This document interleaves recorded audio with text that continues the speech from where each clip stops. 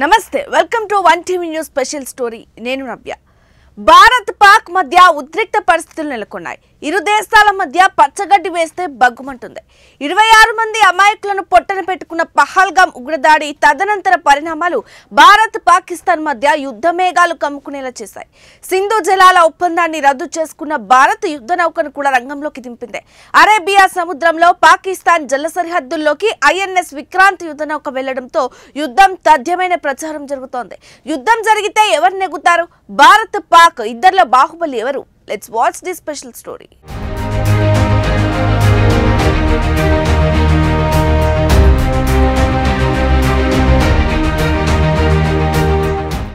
సరిహద్దుల్లో యుద్ధమేఘాలు అలుముకున్నాయి కాశ్మీరం కంటతడి పెడుతుంటే దేశం చలించిపోతోంది అందాల కాశ్మీరం రక్తసిక్తం అవుతుంటే భారత్ అగ్నికణంలా కణకణమంటోంది మంచుకొండల్లో కూడా వేడి పుడుతోంది చల్లని వాతావరణంలో కూడా నరాల కింద రక్తం ఉడుకుతూ కరెంట్ తీగలా పాస్ అవుతోంది మాతృభూమి కోసం మరణం కూడా జననం లాంటిదే అంటున్నారు భారతీయులు దేశం కోసం జీవిద్దాం మనం మహాగణం అంటున్నారు మహాగణమే ప్రభంజనం అంటూ యుద్ధానికి సిద్ధమవుతున్నారు ఒక్కసారి యుద్ధంలో దిగితే వీరుడై రావాలి లేదా అమరుడైపోవాలి మాతృభూమి కోసం దేనికైనా సిద్ధమంటున్నారు భారత ప్రజలు ఏప్రిల్ 22 జమ్మూ కాశ్మీర్లోని పహల్గాంలో జరిగిన ఉగ్రవాద దాడి తర్వాత భారతదేశం పాకిస్తాన్ మధ్య సంబంధాలు మరింతగా దిగజారాయి ఉగ్రదాడి జరిగిన వెంటనే భారతదేశం అనేక సంచలన నిర్ణయాలు తీసుకుంది వాటిల్లో ముఖ్యమైనది 1960 నాటి సింధు జల ఒప్పందాన్ని రద్దు చేసింది దీంతో పాటు భారతదేశంలోని పాకిస్తాన్ హైకమిషన్లో ఉన్న అధికారులు 48 గంటల్లోపు తమ దేశానికి తిరిగి వెళ్లాలని సూచనలు జారీ చేసింది అయితే వీటన్నిటి మధ్య భారతదేశం పాకిస్తాన్పై సైనిక చర్య జరగవచ్చని ఊహాగానాలు ఊపందుకున్నాయి భారత్ ఏదైనా చర్యకు పూనుకుంటే తాము దానికి సిద్ధంగా ఉంటామని పాకిస్తాన్ తెలిపింది భారత్ సింధు జలాలను నిలువరించడం అంటే యుద్ధం ప్రకటించడమేనని వ్యాఖ్యానించింది Pakistan this is an act of war అని చేసిన వ్యాఖ్య ఇరు దేశాల మధ్య ఉద్రిక్త పరిస్థితులకు అద్దం పడుతోంది పాక్ యుద్ధానికి కాలు దువ్వుతుందని చెప్పడానికి ఈ వ్యాఖ్యలే నిదర్శనం భారత్ కూడా పాకిస్తాన్కు ధీటుగా బదులివ్వాలనే ఉద్దేశంతోనే యుద్ధ నౌకలను కూడా సముద్ర జలాల్లోకి పంపింది తాజా పరిణామాలతో యుద్ధం లేదంటే దాడి జరిగినప్పుడు ఏ దేశం ఎక్కువ శక్తివంతమైనదో తెలుసుకోవడం చాలా ముఖ్యం భారత సైన్యంలో 14.44 లక్షల మంది క్రియాశీల సైనికులు ఉండగా 11.55 లక్షల మంది రిజర్వ్ దళాలు 25.27 లక్షల మంది పారామిలిటరీ దళాలు ఉన్నాయి సైన్యం మందుగుండు సామాగ్రిలో ఆధునిక స్వదేశీ సాంకేతిక పరిజ్ఞానంతో భారత్ ఉన్నత స్థానంలో ఉంది భారతదేశంలో మొత్తం 4201 యుద్ధ ట్యాంకులు ఉన్నాయి ఇందులో అర్జున్ ట్యాంక్ T-90 భీష్మ వంటి ప్రమాదకరమైన ట్యాంకులు పాకిస్తాన్పై విరుచుకుపడే అవకాశం ఉంది అర్జున్ ట్యాంక్ను భారతదేశంలోనే అభివృద్ధి చేశారు అయితే T-90 భీష్మ రష్యాకు చెందింది దీన్ని తర్వాత భారతదేశం అప్గ్రేడ్ చేసింది భారత సైన్యం వద్ద పినాకా రాకెట్ వ్యవస్థ బ్రహ్మోస్ క్షిపణులు బోఫోర్స్ హోవిట్జర్ తుపాకులు ఉన్నాయి ఈ ఆయుధాలు శత్రువును సులభంగా ఓడించగలవు పాకిస్తాన్ సైన్యం గురించి మాట్లాడుకుంటే వారి దగ్గర 6.54 లక్షల మంది క్రియాశీల సైనికులు దాదాపు 3742 యుద్ధ ట్యాంకులు 50,523 సాయుధ వాహనాలు 752 స్వయంచోదక ఫిరంగి యూనిట్లు ఉన్నాయి ఇది కాకుండా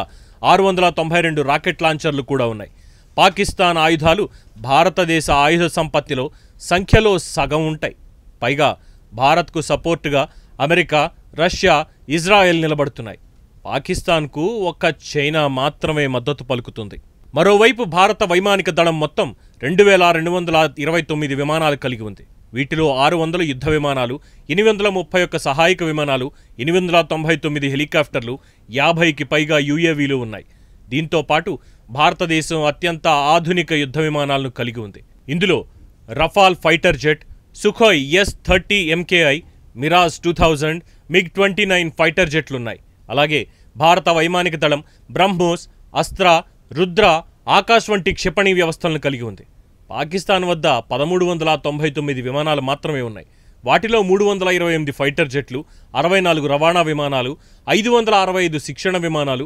373 హెలికాప్టర్లు ఉన్నాయి పాకిస్తాన్ వద్ద 57 దాడి చేసే హెలికాప్టర్లు 4 వైమానిక ట్యాంకర్లు ఉన్నాయి ఈ విషయంలో కూడా భారత వైమానిక దళం సంఖ్యలోనే కాకుండా పోరాట సామర్థ్యం పరిధిలో కూడా చాలా ముందుంది. భారత నౌకాదళం వేగంగా విస్తరిస్తోంది. ఆధునిక సాంకేతిక పరిజ్ఞానాన్ని అందిపుచ్చుకుంటోంది. భారతదేశం వద్ద ప్రస్తుతం 150కి పైగా యుద్ధ నౌకలున్నాయి. ఇందులో ఐఎన్ఎస్ విక్రాంత్, ఐఎన్ఎస్ విక్రమాదిత్య వంటి విమానవాహక నౌకలు, ధనుష్, K-15 వంటి క్షిపణులను ఉపయోగించగల అణు జలాంతర్గాములు కూడా ఉన్నాయి. భారత నావికాదళంలో మొత్తం 1,42,252 మంది క్రియాశీల సైనికులున్నారు. పాకిస్తాన్ నావికాదళంలో 114 యుద్ధ నౌకలు, 8 జలాంతర్గాములు, 9 ఫ్రిగేట్ యుద్ధ నౌకలు ఉన్నాయి. ఇటీవలి కాలంలో పాకిస్తాన్ తన నావికా శక్తిని పెంచుకున్నప్పటికీ భారత నావికాదళం పరిధి, నెట్వర్కింగ్, అణ్వాయుధ సామర్థ్యంలో చాలా ముందుంది. సైనిక సామర్థ్యం, సాంకేతిక ఆధిపత్యం, వ్యూహాత్మక సంసిద్ధత విషయానికొస్తే భారతదేశం పాకిస్తాన్ కంటే ఎన్నో రెట్లు ముందుంది. భారతదేశ సైనిక వ్యవస్థ, మౌలిక సదుపాయాలు చాలా పెద్దవి మాత్రమే కాదు, నిరంతర స్వావలంబన కలిగి ఉండి నిరంతరం అత్యాధునిక సాంకేతికతను అందిపుచ్చుకుంటున్నాయి. భారతదేశ పారామిలిటరీ దళాలు, ఉపగ్రహ నెట్వర్క్లు, డ్రోన్ టెక్నాలజీ, బహుళ డొమైన్ యుద్ధ వ్యూహం దీనిని ప్రపంచ సైనిక పటంలో ముందంచెలో ఉంచాయి. పాకిస్తాన్ దాని పరిమిత వనరులు, సహాయ ఆధారిత సైనిక విధానం కారణంగా నెమ్మదిగా వెనకబడిపోతోంది. భారతదేశం రక్షణోత్పత్తి, సైబర్ యుద్ధం, అంతరిక్ష ఆధారిత సైనిక వ్యవస్థలలో నిరంతరం పెట్టుబడులు పెడుతూనే ఉంది. ఇదిలా ఉంటే పహల్గాంలో ఉగ్రదాడి నేపథ్యంలో కీలక పరిణామాలు చోటు చేసుకుంటున్నాయి. భారత్, పాకిస్తాన్ గురువారం పోటాపోటీగా మిసైళ్లను పరీక్షించాయి. ఇరు దేశాల వాయుసేనలు తమ అమ్ముల పొదిలోని అస్త్రాలను బయటకు తీశాయి. అరేబియా సముద్రంలో భారత నేవీ సీ స్కిమ్మింగ్ టెస్ట్ నిర్వహించింది. ఐఎన్ఎస్ సూరత్ నుంచి మీడియం రేంజ్ క్షిపణిని విజయవంతంగా పరీక్షించింది. గగనతలంలోని టార్గెట్ను ఈ క్షిపణి ఛేదించింది. ఈ విషయాన్ని నేవీ ఎక్స్లో తెలిపింది. భారత నేవీ చరిత్రలో ఇదొక మైలురాయి అని పేర్కొంది.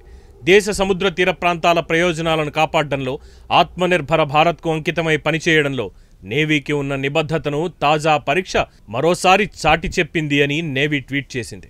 కాగా ఇజ్రాయెల్తో కలిసి ఈ మిసైల్ను అభివృద్ధి చేశారు. ఉపరితలం నుంచి గగనతలంలోకి ఈ మిసైల్ను ప్రయోగిస్తారు. 70 కిలోమీటర్ల పరిధిలో ఉన్న లక్ష్యాన్ని ఈ క్షిపణి ఛేదిస్తుంది. పహల్గాంలో ఉగ్రదాడి నేపథ్యంలో భారత వాయుసేన కూడా అప్రమత్తమైంది. రఫాల్, Su-30 యుద్ధ విమానాలతో ఆక్రమణ్ పేరుతో పెద్ద ఎక్సర్సైజ్ ప్రారంభించింది. దీంతో పాకిస్తాన్ కూడా తన యుద్ధ విమానాలను భారత సరిహద్దులకు తరలించింది. మరోవైపు అరేబియా సముద్రాన్ని నో ఫ్లై జోన్గా పాకిస్తాన్ ప్రకటించింది. పహల్గాం ఉగ్రదాడి నేపథ్యంలో బాబర్ క్రూయిజ్ క్షిపణిని పరీక్షించింది. జమ్మూ కాశ్మీర్లోని పహల్గాంలో పర్యాటకులపై భీకర ఉగ్రదాడితో భారత్, పాకిస్తాన్ల మధ్య ఉద్రిక్త పరిస్థితులు నెలకొన్న తరుణంలో దాయాదితో దౌత్య సంబంధాలకు సంబంధించి న్యూఢిల్లీ కీలక నిర్ణయాలు తీసుకుంది. ఈ క్రమంలోనే తాజాగా కీలక పరిణామం చోటు చేసుకుంది. పాకిస్తాన్ ప్రభుత్వానికి చెందిన అధికారిక ట్విట్టర్ ఖాతాను భారత్లో నిలిపివేశారు. ప్రస్తుత పరిణామాల దృష్ట్యా ఈ ఖాతాను భారత్లో నిలిపివేయాలని కేంద్ర ఎలక్ట్రానిక్స్, ఐటీ మంత్రిత్వ శాఖ సామాజిక మాధ్యమ సంస్థ ఎక్స్ను అభ్యర్థించింది. ఈ అభ్యర్థనను పరిగణలోకి తీసుకున్న ఎక్స్ పాక్ ప్రభుత్వ ఖాతాను భారత్లో సస్పెండ్ చేసింది. కాగా జమ్మూ కాశ్మీర్లోని పహల్గాంలో పర్యాటకుల ఉసురు తీసిన ఉగ్రదాడులపై యావత్ భారత్ రగిలిపోతోంది. అమాయకుల ప్రాణాల్ని బలికొన్న ఉగ్రవాదుల అంతు చూడాలని భారతీయులంతా ముక్తకంఠంతో డిమాండ్ చేస్తున్నారు. ఉగ్రవాదుల దాడుల్లో ప్రాణాలు కోల్పోయిన వాళ్లకు ఆత్మశాంతి కలగాలని ఆకాంక్షిస్తూ దేశవ్యాప్తంగా కులమతాలు, రాజకీయాలకు అతీతంగా శాంతియుత ర్యాలీలు, కొవ్వొత్తులతో ప్రదర్శనలు చేశారు, ఇంకా చేస్తున్నారు. ఈ నేపథ్యంలోనే దేశ ప్రజల ఆకాంక్షలకు అనుగుణంగా ప్రధాని మోడీ ఉగ్రవాదులపై విరుచుకుపడ్డారు. సప్త సముద్రాల అవతల ఉన్న ఉగ్రవాదుల్ని మట్టి కరిపిస్తామని ఆయన హెచ్చరించడం చర్చనీయాంశమైంది. దేశంలో సమస్యలపై రాజకీయ పార్టీలకు వేర్వేరు అభిప్రాయాలుండొచ్చు. కానీ ఉగ్రవాదం విషయంలో, దేశ భద్రతకు సంబంధించిన విషయాల్లో ఏకతాటిపై నిలవాలి. ఆ దిశగా అడుగులు వేస్తున్నాయి అన్ని పార్టీలు. అఖిలపక్ష సమావేశంలో భద్రతా చర్యలు, ఉగ్రవాద నిరోధక వ్యూహాలపై చర్చ జరిగింది. అఖిలపక్ష సమావేశం దేశంలోని రాజకీయ పార్టీలు ఉగ్రవాదానికి వ్యతిరేకంగా ఐక్యంగా నిలబడాలనే సందేశం ఇచ్చింది. కాంగ్రెస్ వంటి ప్రతిపక్షాలు విమర్శలతో పాటు ఉగ్రవాద నిర్మూలనకు సహకరిస్తామని చెబుతున్నాయి. ఇప్పుడు దేశం మొత్తం ఒక్కటై ఉగ్రవాదాన్ని ఎదుర్కోవాలని రాజకీయ నాయకులు కోరుతున్నారు.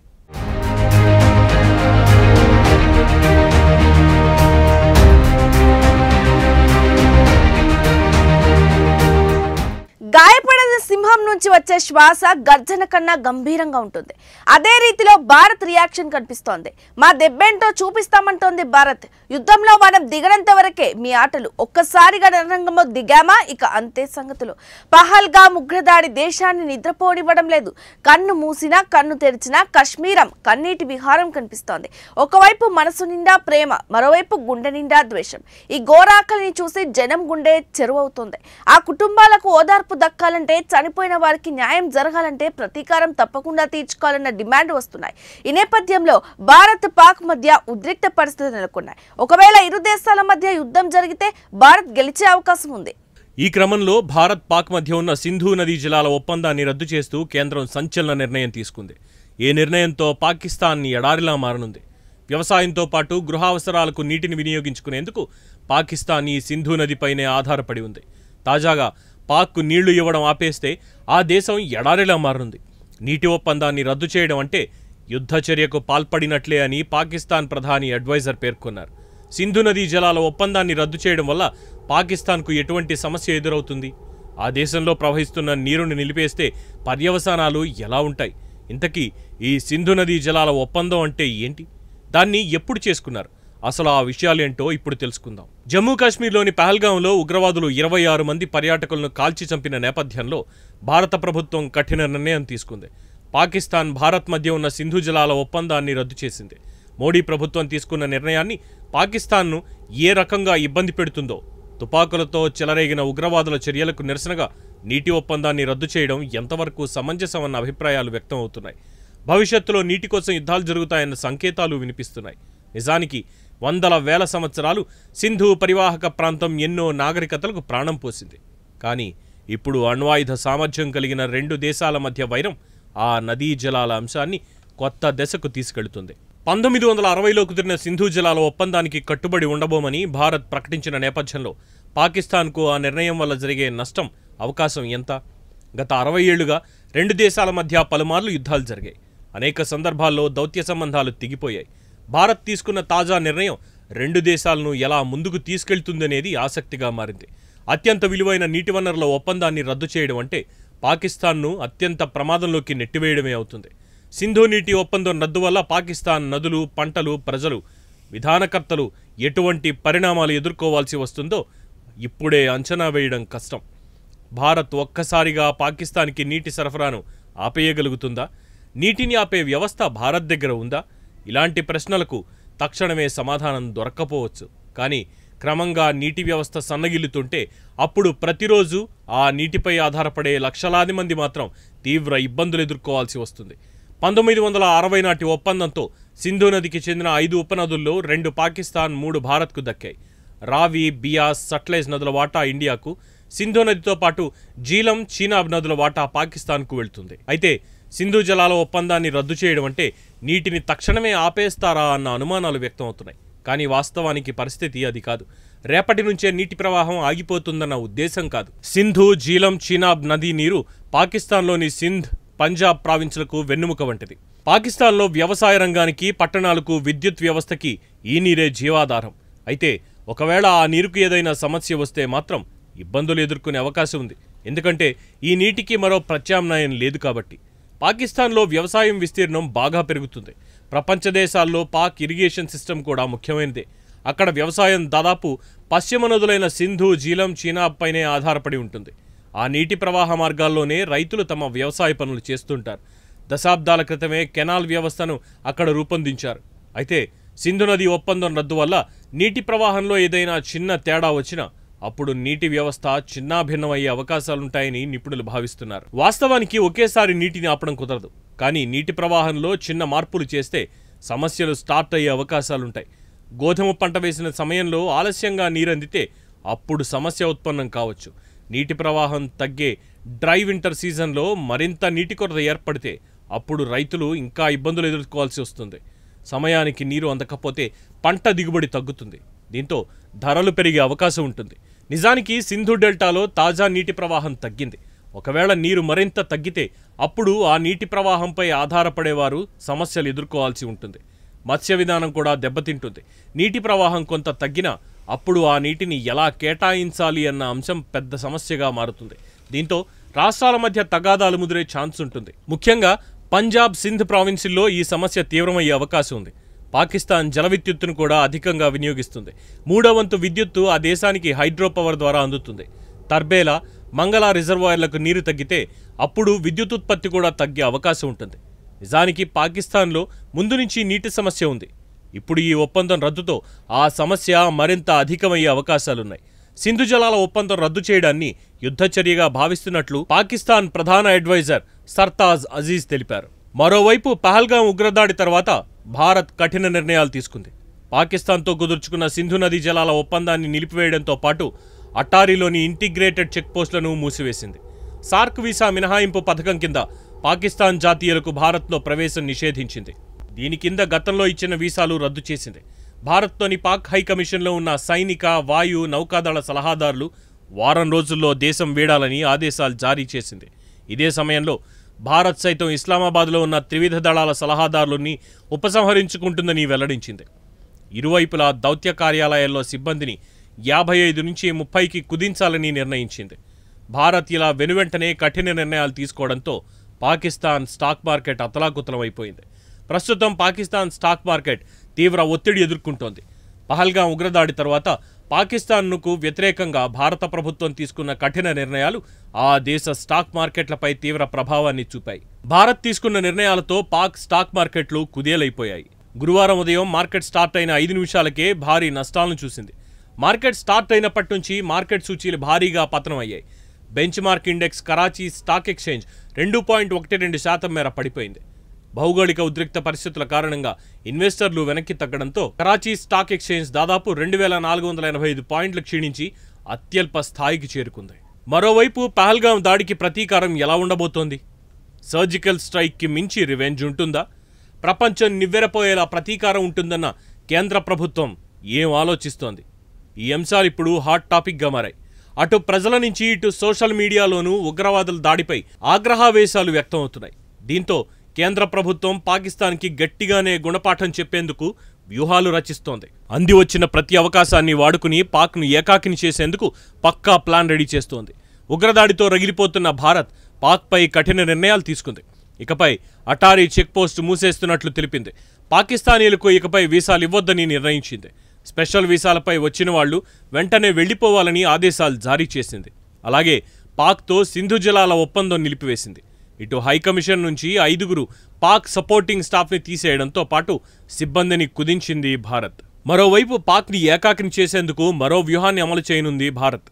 ఉగ్రవాదులను పెంచి పోషిస్తూ భారత్పై కవ్వింపులకు దిగుతున్న పాక్ను ప్రపంచ దేశాల మద్దతుతో ఒంటరిని చేయాలన్న ప్లాన్ సిద్ధం చేస్తోంది. పహల్గాం ఉగ్రదాడిని America, Russia, China, Sri Lanka, Italy, Israel, France, Germany సహా పలు దేశాలు ఖండించాయి.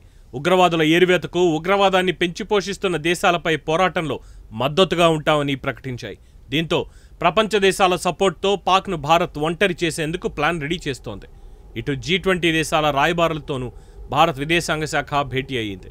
దౌత్యవేత్తలకు పహల్గాం ఉగ్రదాడి గురించి కళ్లకు కట్టినట్లు వివరించారు భారత విదేశాంగ అధికారులు. ఉగ్రవాదాన్ని పాకిస్తాన్ ప్రోత్సహిస్తున్న తీరును, భారత్పై పాక్ పదే పదే కవ్వింపులకు దిగుతున్న పరిణామాలను దౌత్యవేత్తలకు తెలియజేశారు. పాక్ కుట్రలను ఇటు అఖిలపక్ష సమావేశంలోనూ వివరించింది కేంద్రం. రాజ్నాథ్ సింగ్ అధ్యక్షతన జరిగిన సమావేశంలో పాక్ తీరుపై అన్ని పార్టీలు కన్నెర్ర చేశాయి. పాక్ విషయంలో ప్రభుత్వం ఎలాంటి నిర్ణయాలు తీసుకున్నా స్వాగతిస్తామంటూ కాంగ్రెస్ అగ్రనేతలు సైతం మద్దతిచ్చారు. మొత్తంగా పాక్ కుట్రను తిప్పికొట్టేందుకు భారత్ వైపు చూడాలంటేనే వణికి పుట్టేలా చేసేందుకు ఇంటా బయట మద్దతు కూడగడుతోంది కేంద్రం. అలాగే ప్రపంచ దేశాల సపోర్ట్ తో పాక్ ను ఏకాకిని చేసే ప్రయత్నాన్ని ముమ్మరం చేసింది. ఈ క్రమంలో నెక్స్ట్ ఏం జరుగుతోందో చూడాలి. మరి ఇది వాటి స్పెషల్ స్టోరీ. మరో స్పెషల్ స్టోరీతో మళ్ళీ కలుసుకుందాం. Until then keep watching 1TV news. ప్రతి క్షణం ప్రజల పక్షం.